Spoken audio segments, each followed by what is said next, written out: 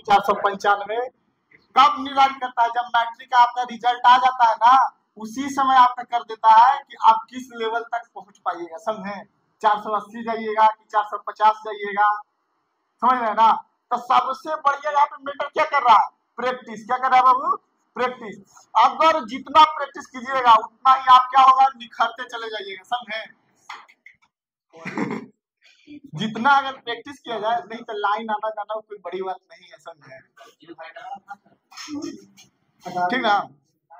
तो लाइफ में अब यहाँ से कई सारे रास्ता खुलते हैं। कहाँ से? यहाँ से। जब इंटर का एग्जाम दे देते हैं ना, तो यहाँ से कई सारे रास्ता खुलते हैं। कई सारे बच्चे नीट का भी तैयारी करते हैं। तो ऐसा नहीं है कि नीट जो पैसा से है, मतलब अथी है, मतलब मजबूत है या स्ट्रांग है, तो वही कर सकता है, ये जरूरी नहीं है। अगर आप बढ़िया रैंक लेके आ जाते हैं तो आपको गवर्नमेंट पढ़ाने की पूरी जिम्मेवारी उठाती है। समझे? गवर्नमेंट पूरा एकदम आपका एमबीबीएस करवाने तक का जिम्मेवारी लेगा। लेकिन क्या रैंक आपका टॉप 10 में से रहना चाहिए, 10 में से। 1 से लेके कितना तक? 10 के अंदर रहना चाहिए। तो उसके लिए 1 से लेके 10 के बीच में रैंक रखने के लिए क्या करना पड़ेगा?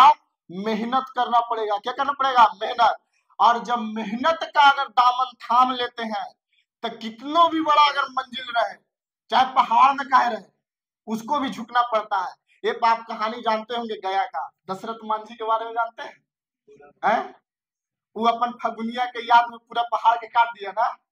है? लोरी के बारे में भी जानते होंगे। मझरी को जब लाने गया था तब पहाड़ था, तो मझरी बोली ना कि आप जब इतने शक्तिशाली है तो पहाड़ को 2 टुकड़ा कीजिए। तो लोरी बहुत वीर आदमी बलवान थे, उठाए तलवार मारे, जा पहाड़ 2 टुकड़ा में हो गया। समझे?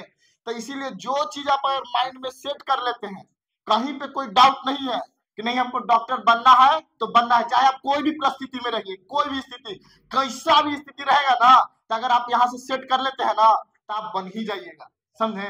चाहे कोई भी परिस्थिति में रहिए, कोई भी स्थिति में रहिए, चाहे कितनों भी दयनीय स्थिति में रहे। समझे?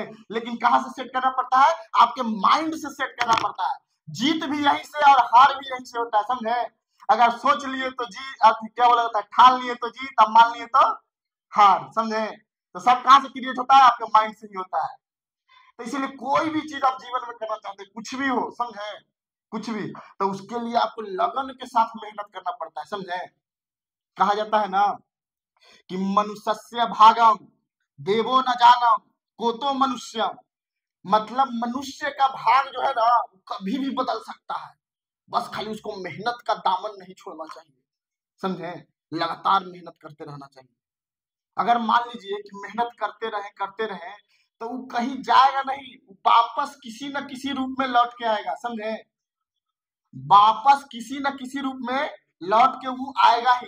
जैसे मान लीजिए कि अभी सेल्फ स्टडी कर रहे हैं, पढ़ रहे हैं, मेरा रिजल्ट अच्छा नहीं आया, मान लीजिए कई सारे बच्चे को देखते हैं कि थोड़ा सा रिजल्ट खराब हो जाता है तो गलत कदम उठा लेते हैं, जैसे सुसाइड कर लेते हैं, कुछ कर लेते हैं। ऐसा कई सारा मैटर देखने को मिलता है। लेकिन ऐसा नहीं करना चाहिए जीवन में। जो भी आप मेहनत करते हैं वो आपका व्यर्थ नहीं जाता है, वो किसी न किसी रूप में लौट के आता है। समझे?